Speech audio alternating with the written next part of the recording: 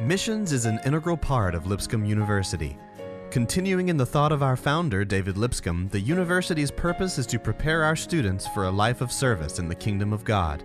That service is not limited to a few specialized vocations, but is open to all. My overall hope for missions has always been to allow everyone who comes to Lipscomb to explore the purposes of God for their life. Missions at Lipscomb is not focused on a small number of Bible students, but rather is really focused on how do we allow all of our students to live out the mission of God in whatever vocation they choose to pursue. Missions is not a specialization in our Bible curriculum. It is at the heart of all curriculums in the university. Our purpose is to provide opportunities for each of our students to experience life in full service to God. This is done through an impressive variety of opportunities, literally worldwide. We help build gardens for them so that they can self-sustain themselves. To provide dental and medical care for the rural communities in Guatemala. To be love, which is a very abstract thought, but we were able to put flesh around it, being able to interact with the kids, hugging and playing with them. Leading a mission trip to Robbins, Tennessee to work with Habitat for Humanity for the last 12 years. It was an engineering project. We created a design for composting latrines that could be built for less than $150, and we implemented that design when we went to Honduras. We built 2 houses. We gave them food and medicine and clothing. Just tried to help out however we could. The opportunities are almost endless, but they all have the same goal, to glorify God. And there's no better way to tell the story of Jesus than through service to others. And what I have affirmed to me over and over again in every mission experience is that when you tell the story of Jesus well, that the offer that he makes is absolutely true, and that all the other stories that try to give meaning to life fade in comparison. Missions is not always easy, but it is the challenges that make a trip memorable. More importantly, it is seeing God provide in the face of those challenges that makes missions unforgettable.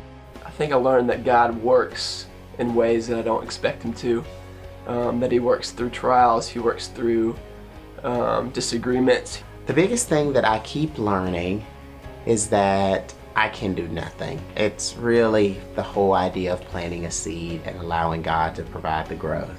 God reveals to me in these experiences that he can take the least of these and do his marvelous work through them.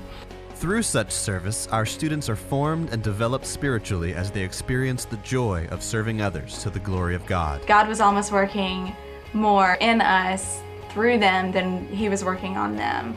I learned that it's more about other people than yourself. It's more about how to work along someone to serve God's purpose. You can't do that alone. I lead a mission team because I like watching people realize they're capable of more than they ever thought they were capable of when they put themselves out there for the Lord to use them. There's nothing that thrills my heart more than being able to share the story of Jesus with people who don't know it or perhaps have heard it in ways that are less than helpful to them. And then, seeing our students involved in that as well is just, I just can't imagine something more meaningful than that. New trips are formed each year, but more established trips continue to send groups to rekindle and build upon the deeply rooted relationships formed in years past. There's a teenager named John Johnson.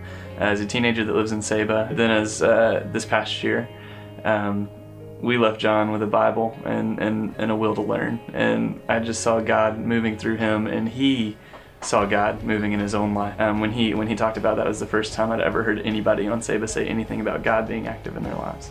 To continue those relationships that I've come to call family has been probably most influential in my life, but more influential in the building of my faith than anything that I can think of. The immediate trust that takes place in building those relationships. It's just something that can't be explained other than God's Spirit and God's presence there. We invite you to join us in our efforts to partner with God in his work to reconcile the world to himself. I think it's really important to understand that we don't have a mission. It's God's mission.